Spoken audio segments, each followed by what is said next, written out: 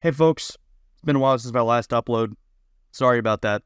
Originally, I was planning to be all cute about this with the whole song and dance. Like, oh, I've just been busy.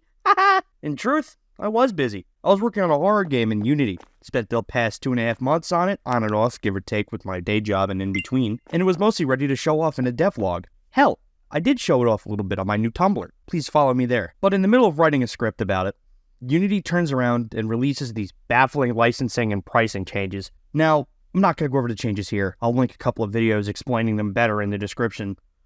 The TLDR is, Unity is planning to charge the developer per install on their products. Now, there is a silver lining. A free user like myself has less restrictions. They doubled the limit you would need. It's also thresholded, which means you won't get charged if you make under 200K in a year. Considering my size, which is less than a drop in an ocean, so to speak, no, I'm not expecting it to ever happen. However, for me, it means that I don't have to fear success while using Unity. Say on the off chance I win the proverbial lottery, say Markiplier were to play my horror game. Now I owe Unity a shitload of money.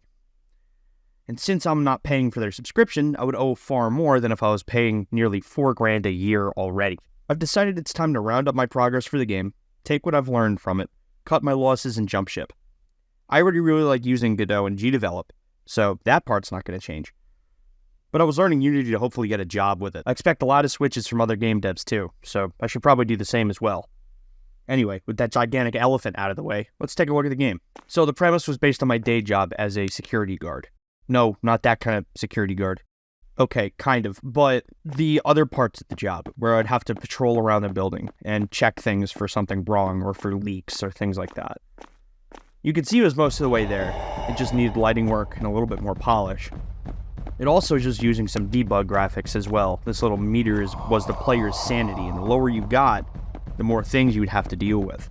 I think the biggest thing I've learned from this whole thing is how to actually put a game together. For my last couple of Game Jam games, I just kind of ended up throwing it together without much thought. But since I wanted to flesh this out before, well, I've learned better ways to actually organize things and find better techniques to do level design and other stuff along those lines. Other things I figured out was actually creating a better core game loop too.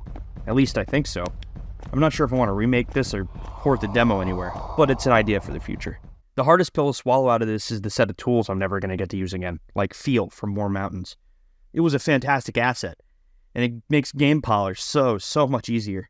And for those still planning on using Unity, I highly recommend it. Feel and a few other tools or engines, quote-unquote, I've purchased that are within the Unity ecosystem, I can't bring with me, unlike art assets. It's almost like I got robbed of both time I spent learning to use them and actual money. Well, hey, thank you for listening to me whinge and gripe about this Unity shit.